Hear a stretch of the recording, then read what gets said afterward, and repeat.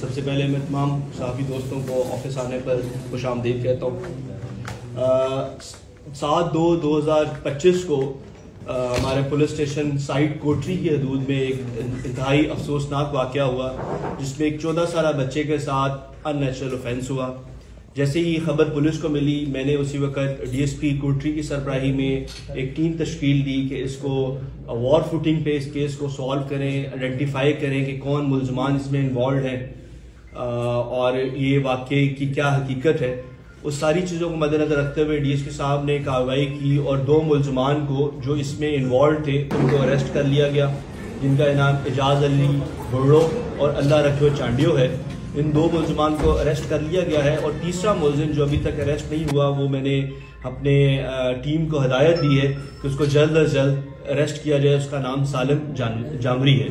इसके अलावा जो इन्वेस्टिगेशन पॉइंट ऑफ व्यू से हमारी जो भी लीगल और मेडिकल रिक्वायरमेंट्स होती हैं वो हमारी टीम ने पूरी कर ली है, जिस पर मैं डीएसपी साहब और उनकी टीम को शाबाश देता हूँ और मैं यकीन दहानी करवाता हूँ कि ये एक इंतहाई अफसोसनाक वाक़या है और इस तरह के वाक़या पहले जामशरू में नहीं देखा गया।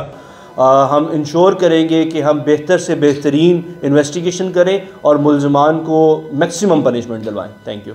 इन्वेस्टिगेशन ऑफिसर का स्वाबदीद होती है कि अगर उसको लगे कि उसके पास कोई फर्दर एविडेंस हैं या फर्दर हकाइक इसमें ऐड हुए हैं केस में, तो वो केस की नोयत के मुताबिक कोई भी सेक्शन ऐड या सब्सट्रैक्ट कर सकता है। मेडिकल तो हो चुका हुआ है और जो पुलिस के सामने जवाबदारों ने इसका एतराफ़ भी किया और हमारे पास सर्कमस्टेंशियल एविडेंसेस भी हैं। अच्छा, ये करना कबल वक्त होगा। हमने आज इनको अरेस्ट किया है। इसके फर्दर हम रिमांड के बाद जब इंटरोगेट करेंगे तो उसमें हमें क्लियरिटी आएगी। कोई क्रिमिनल रिकॉर्ड वगैरह आपने चेक किया है? जी, इनका प्रीवियस कोई प्रीवियस क्रिमिनल रिकॉर्ड चले वो चेक कर लेते हैं। ठीक है, हमारी कोशिश तो होगी जल्द से जल्द विद इन आवर्स हो, लेकिन मैंने अपनी टीम को 3 दिन का टाइम दिया है कि इसको अरेस्ट करें और इतना मुश्किल नहीं है, ये यहाँ का ही रहायशी है और 3 दिन के अंदर इंशाल्लाह हमें उम्मीद है कि हम उसको अरेस्ट कर लें। इन दोनों की गिरफ्तारी की बात देखिए, मेन जो मैंने बताया, जैसे ही ये इंसिडेंट हुआ तो हमने टीम तश्कील दी। आज हमने इसकी गिरफ्तारी डाली है, ये मेन पेशरफ्त है। जो वो पुलिस से रिलेटेड, मेरी अर्ज़ सुन ले, पुलिस से रिलेटेड आपने सवाल किया, मेरी बात सुन ले। पुलिस से रिलेटेड जो भी खबर है जो मेरे ऑफिस से या मेरे पीआरओ की तरफ से जाती है वो ऑथेंटिक है। जो सहाफ़ी खबर देते हैं वो ऑथेंटिक नहीं है, वो उनकी अपनी सोच है, अपनी अजम्पशंस है। ठीक है, वो ऑथेंटिक।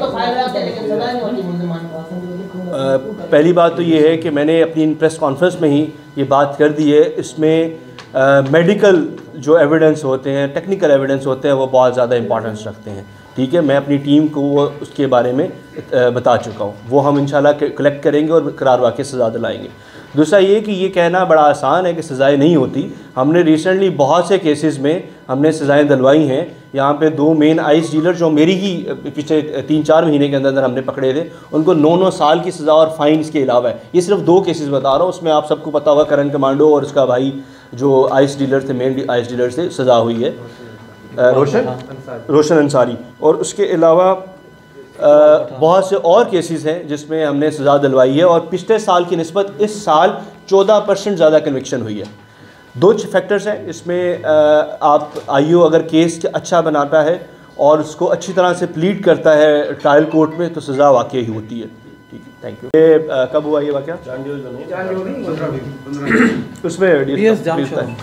उसमें अभी हम फ़िलहाल वेट कर रहे हैं उनकी मेडिकल रिपोर्ट आने का और डिफरेंट एंगल से हमने इस केस को इन्वेस्टिगेट भी किया है। कुछ लोग हमारे रडार में भी हैं जो कि हम इनको इंटरोगेट भी किया है और फर्दर भी हम इसको इन्वेस्टिगेट कर रहे हैं और जल्द इंशाल्लाह जो है इसके जो कातिल जो उस लड़के के हैं, बच्चे के, वो सामने लाए जाएंगे।